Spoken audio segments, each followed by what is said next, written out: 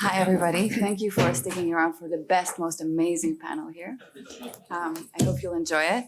I'm here as an outsider. As you said, I'm a journalist, and I'm here to learn, first and foremost. And I'm very lucky to have these people I can learn from. Usually, I cover everything that I feel like, innovations that I feel like can be game changers and trends that I think will shape different industries. And after covering many aspects of cyber, I think response is the most exciting one these days. I'm here to learn. We're going to turn this into an article, so people will learn beyond these walls everything that we're going to learn about today. So bear with me. I don't know the answer to the questions, but I'm here to learn. So we have these amazing panelists, investors and innovators. And I would love for you guys to introduce yourselves before we begin. My name is Yuval Ben-Itzhak. I'm partner at Evolution Equity Partner. It's a $2 billion cybersecurity and AI fund. I spent the previous 25 years as an entrepreneur, everything in cybersecurity, so we really like it. My name is Nathan Shuchami. I'm a managing partner with Hyperwise Ventures. We lead seed rounds in cybersecurity Israeli-related startups. And in my background, I was an entrepreneur and an operator as well, mainly cyber. I'm Leonid Belkind. I'm a co-founder and chief technology officer at Torq. Torq, we are growing fast. I believe you might have heard about us. We are autonomous security operations as a company. And I do what these guys dream on, about doing, but don't get to daily. Eyal Fisher, a CPO for Suite Security. We are a CNAP provider, but the next gen of CNAP, doing everything in runtime. Prior to that, many years in Unit A200, doing things that are... And by the way, each of you have amazing backgrounds in cyber. We don't have the time to actually elaborate, but very impressive. So Yuval and Nathan, let's start with you, because AI-driven attacks are now moving faster than prevention can keep up with, it seems, in most cases. And it seems like response is like a strategic necessity at this point. So what do you think is the shift? And of course, response has many layers, but what do you think is like the shift that redefines security priorities and the investments and the industry needs next? So for many years, I used to say that prevention is the best cure. Focus on prevention. One. All right. So for many years, I said prevention is the best cure and focus on prevention that will save the risk. However, this velocity of attacks, and definitely now with AI, that the bad actors are actually moving so fast, you cannot catch up and you cannot depend on the prevention. Runtime is getting more and more focused. It's quite important to have everything in runtime while you're still doing the prevention, but you cannot catch up. The moment someone identifies a vulnerability, you can just blink and all the attacks are now shifting towards that weakness, and you cannot wait until the fix or the prevention will happen. So runtime is super critical. So a lot of our investments are in the runtime side. One of the examples here is on Suite Security, and that's what we think is important. It's not saying not to do the prevention, but the need for runtime is just increasing. So it's mandatory for everybody these days. For everyone who needs to protect their IT, runtime is definitely mandatory. Okay. Nathan? Yes, so I'm positive many of you are familiar with the concept of security in layer, and prevention obviously is very, very important. Even before prevention, we can speak about educating employees, what they can open, what they can click on. Installing patches coming from the various vendors that organizations are using is also a very good practice. Of course, prevention, but I fully agree that today, even with the best education, installing patches, having the best prevention capabilities is not going to suffice because of the speed. Indeed, attackers are using AI tools. Definitely runtime and also close to runtime incident, close to real-time incident response. And today AI and AI capabilities can allow the SOC or the incident response team, because it's not a question of if, it's only a question of when today. If you can identify the attack as soon as possible, and if you can harness AI to increase the capabilities of the SOC or the incident response team that always suffer from a shortage of resources, then you can definitely identify the attack as soon as possible and decrease the damage significantly. Go for it.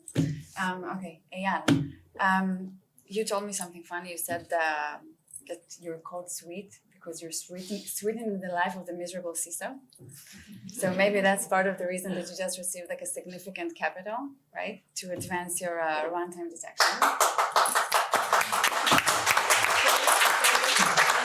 Okay, sorry, you didn't hear the joke.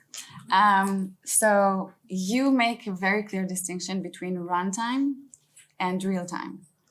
So yeah, it's a little bit confusing. Yeah. So like real time is like related to timing. Okay, timing is like detecting in time, which is of course very important. But runtime is is connected to the context. Okay, of what's happening in your environment. Without the runtime insights, the runtime intel that are in your environment, actually you are quite blind. All those are trying to identify what's happening in the environment by just scanning it. Without those runtime insights, are quite blind. They won't see processes. They won't see networking. They won't see identity. They won't see actually. They will see almost nothing. So it's not enough. So context and runtime are super important. Okay, so you're also making a distinction between security for AI and AI for security. Why is this like? Why are both important as like a new gold standard? Right. So AI for security is like the way to empower the way you do security. Mitigating or reducing the amount of false alerts by using AI, helping the users understand what's happening. All that is very important. By the way, we have like an LLM that reduces the amount of incidents that we bring to the end user, a patented one. But all that is... You had like an example about the bank. Yeah, all that is AI for security. Now, security for AI is a new region, like everybody has AI agents in their environment, and now you need to protect those as well. Now, I was talking to a CISO of a large US bank, and he told me about his nightmare, okay? The incident that might happen, his nightmare is that some developer will deploy an agent to the environment. That agent has overprivileged access to sensitive data of the bank customers. Okay, now somebody can hijack the agent, can have like a prompt injection for that agent, and now that agent will exfilter out the data of the bank. Now, in order to detect it or protect that, you need to have like security for AI, and it's not enough to have AI for security. Got it. Okay, that's actually a very important distinction. Leonid, so Torq had a record-breaking quarter, from what I've written, from what I've seen, delivering nearly double the results expected. Incredible. So you've been here for 5 years. Why do you think your solution is now more important than ever? Impactful than ever. First of all, considering the late hour, I'll be a bit controversial in my response to wake like everybody up. Thank you for noticing about the record-breaking quarter. Yeah. We love talking about the business we bring, not necessarily the money we raise. Sorry, guys, it's important. But have you ever heard about a racer talking about how much fuel he put in the car? Probably less. I mean, maybe sometimes. Anyway, the idea is that Yeah, with all the AI and so on, I think we can all agree with the fact that security is not something that you can put on autopilot, right? Maybe it's a good thing, by the way, because many of us are making good living out of the fact that there is no such thing as I'm responsible for security in the organization. That's it. I set the controls. See you, I don't know when. The operations, being able to respond, is always going to be there. Now, what makes it even more, let's say, relevant today is the fact that the attack surface grows in size, grows in variety. The speed of the attack grows, which means that if previously it was just a bad idea to go freestyling when bad stuff happens, nowadays it's not a bad idea, it's an impossible idea. You'll be out of job, and some people are. But how can you not do freestyling? It's like Sun Tzu, changing the battle rapidly. is won in the head of the general way before it begins. Quite frankly, incident response and tight security operations should be won in, as NIST SP 861 defines, in the preparation phase. Every signal that comes from detection systems, do you know what you are going to do about it? Because if you're not, and it comes at a wrong time, and you do not have a predefined, hopefully well automated procedure, you will just know how bad a situation you're in rather than being able to pull yourself out of it.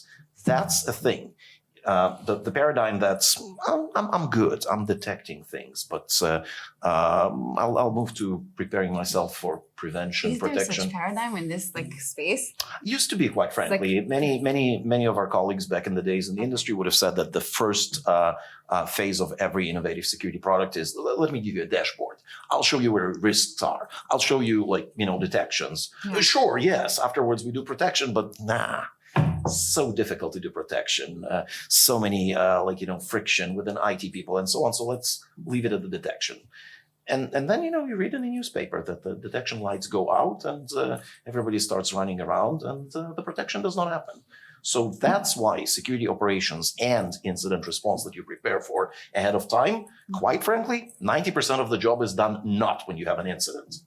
Maybe 95, I don't know, Nimrod, if... And when AI comes into play, like how... even better for actually both sides. From the attacker side, okay. It's actually better for both sides, right? Let's ensure that both sides leverage it. Better. For the attacker, here's the beauty. I remember growing up in this industry talking about, attacks are a matter of cost. Quite frankly, it is very sad to say, but there are no impenetrable defenses. There are just defenses that cost too much to penetrate. So it will take, a state actor, right? Not someone. AI in here actually takes the cost of a very sophisticated attack and lowers it significantly. It gives tools to people who before just did not have the means to do that. Yeah. So in that sense, attackers love it. For defenders, quite frankly, not entirely unsimilar. It's a talent breach. If previously the velocity of your automation was dependent on how many security engineers you have in your engineering team, suddenly people can become vibe coders and so on. So it eases up the professionalism on both sides. Yeah. Now let's ensure that both sides do it, and not only one side, in which case, the attackers, they'll do it. There is a lot of money in it for them. Not a paranoia. Happens every day. Rightfully so. I'm not paranoid. Everybody is truly after me. It. I mean, it's exciting. I think what's important to note here is the same AI model that is used to gain the productivity in the enterprise is the same AI model the hackers are using to compromise the enterprise. And it's the same AI model that the cybersecurity company is to protect against it. So you end up with the same model, same technology actually used by all parties. So it makes it easier, actually. And what role does agentic AI play in that system and the Eyal's? Yeah. So agentic AI is like the way to downsize the amount of alerts. For one hand, to help you investigate better. Okay, you can ask questions today. I mean, you don't have to be an expert, to understand what we are doing. We have an agent that can help you. Yeah. And we are pioneering in adding MCPs that will add data that is not directly related to security, okay? We can add your HR data, for example, to help understand better if a detection is relevant or not, okay? So AI is like a very important component in what we're doing, obviously. Yes. Leonid? No, I think it's really spot on, right? Agentic AI allows emulating the process that a human analyst would have done. And the process, by the way, consists of, yes, pulling a lot of information. You could be the smartest person in the world if you do not have the context, like, good luck with triaging that detection. And then doing an inference, right, which is like a emulation of a human logic. Yeah. If this and this, then something. So agentic AI is awesome at doing that, can do it at scale, can do it without ever being tired, taking whatever break, and so on and so forth. The trick is using it properly. So speaking of the fact that it's awesome, as you said, what do you as investors see like the importance of agentic AI in the next 5 years for different innovations? Sure. So no doubt, I don't think that there are many people that would doubt the fact that agentic AI is here to stay, and the implementation is going to increase. Currently, there are two elements that prevent significant implementation within organization, especially for critical tasks that organizations are concerned about, let's say accounting or HR or CRM and so forth. It is primarily popular in coding, within the R&D departments. The two elements are, the first one is hallucination. Obviously, no organization can afford an AI agent doing the annual reports with 2% or 3% likelihood of hallucination. That's not going to fly. And the second is, of course, security, privacy, regulatory constraints, and so forth. We all invest in technologies that are supposed to. So I think that there are various techniques today that are used to deal with hallucinations. For example, breaking the task into smaller, more discrete one, and so forth. This is only one example.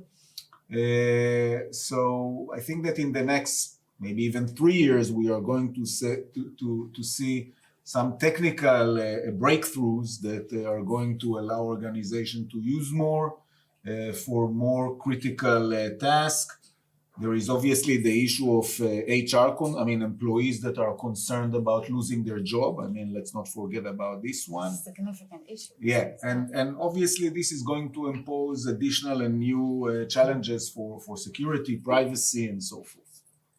Yeah, I would add on top of that AI agents also help the organization to do jobs that they never had the capacity to do.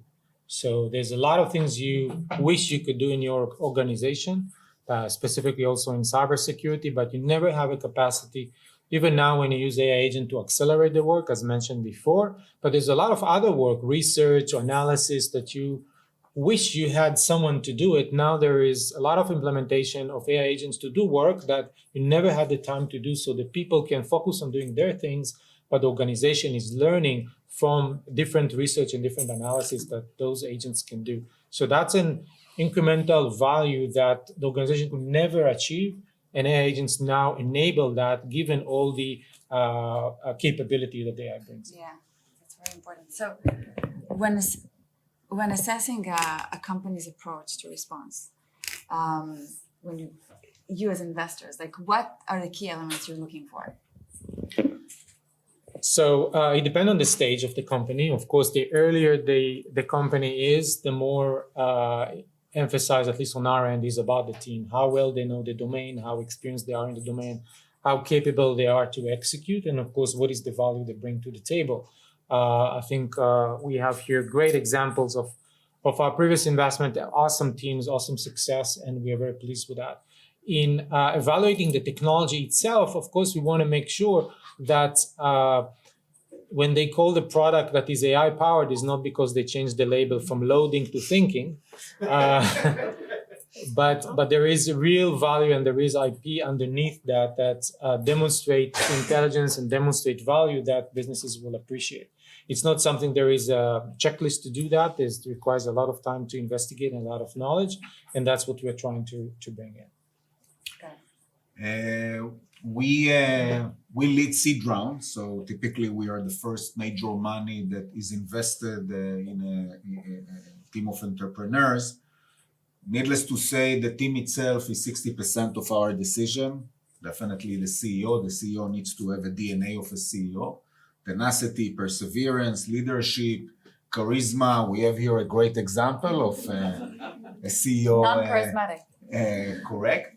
When it comes to the technical offering, and I want to narrow down my solution to the AI and agentic AI era, for us, the solution needs to solve a real immediate and material problem, but then it needs to have a high barrier to entry, technological barrier to entry, and it needs to be feasible. And when it comes to security for agentic AI or security for AI, we met with many teams, but most of them couldn't present a high barrier to entry. Most of the solutions were very similar. I'm sure that one or two or three of them are going to be successful, but for us as investors, it's like a Russian roulette trying to gamble which one of them would be successful. And in some other areas where... What do you do in these cases, by the way? We will not invest if we do not, if we are not convinced that there is a serious technological barrier to entry, a key differentiator. And on the other end, we also need to be convinced that the solution is feasible, because sometimes, as Yuval was saying, entrepreneurs will use the term, we'll do AI, we will do agentic AI, and it will solve the problem. Okay, let's understand a little bit more why and how. And in some cases, we are not convinced that it's a feasible solution. Then we are not going to move forward and invest. So feasibility and high barrier to entry are very important for us. Okay, so I know that we have very little time. I want you guys to give tips to different new founders who are seeking your investments, but let's just go to a question that I think will be relevant for everybody. Using your vast experience, if you had to bet on the next great shift in response in the next year, 5 years, what do you think it will be? Where are we going? What's missing?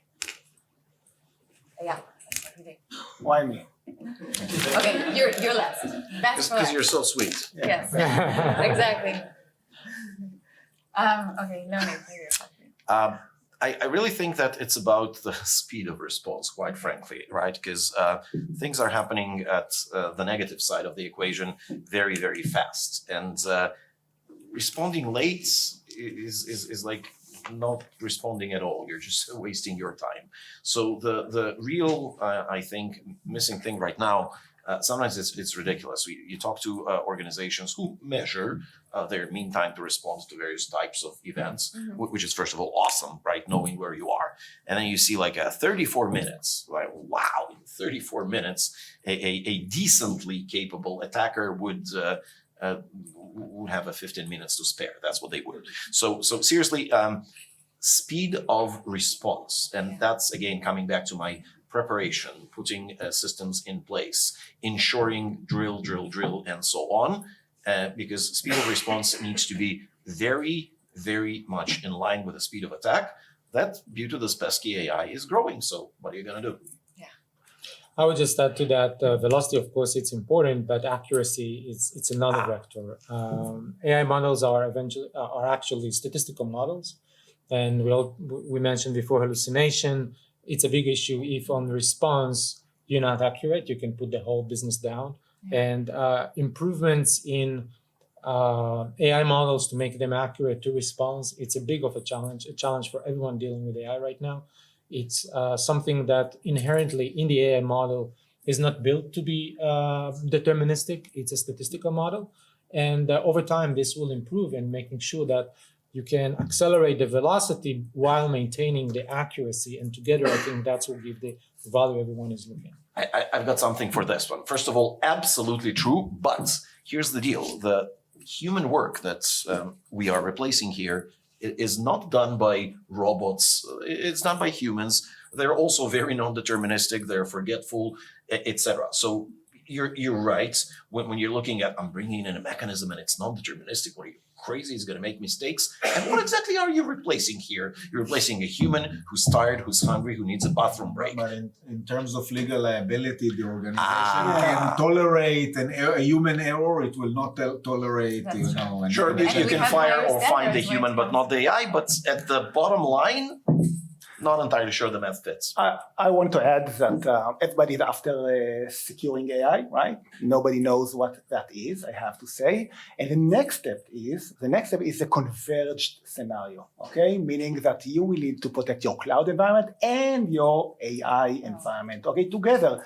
If you're doing it just like by siloed pieces, it's not going to be good enough. So interesting, yeah. Yeah, I just want to highlight 3 areas that I think are going to be interesting. Needless to say, the first one is AI. I think that trying to eliminate hallucination is a major challenge that once solved, I mean, it begs for additional innovation. Second one, I personally still think that endpoint security, there is a lot of room for innovation there. I mean, apparently every 10 years there should be a new wave of players with a completely different approach, not more of the same. And let's not forget quantum computing and everything that it brings along with it. Once there is a breakthrough, there are rumors, I mean, that maybe next year, 1 million qubit in a photonic computer. That's going to be very, very interesting. And its impact on the cybersecurity, encryption, decryption. Yeah. Wow. Okay, so we have something to look forward to. Okay. Yes. Sorry. Do you have questions? I don't know. Can we? I can. Yeah. you can. Yeah. So thank you so much for this really wonderful panel. So also from the legal perspective, managers, cannot completely delegate their business judgment to the AI. But my thoughts are there ways to combine AI and management discretion in a way that be more sensitive to the hallucination problem, for example, or use the AI for better management, but not completely delegate. Yeah, I mean, today there is a lot of a man in the loop. I mean, but the question is how you involve the man and how can you make sure that eventually it doesn't create more work than the otherwise. But there is a need for additional innovation here in order to deal with the concern from hallucination that can allow indeed the productivity that organizations currently are begging for. Okay. Thank you. It was very interesting. Thank you so much, everybody. Thank you. Very much. Thank you so much for a great panelist.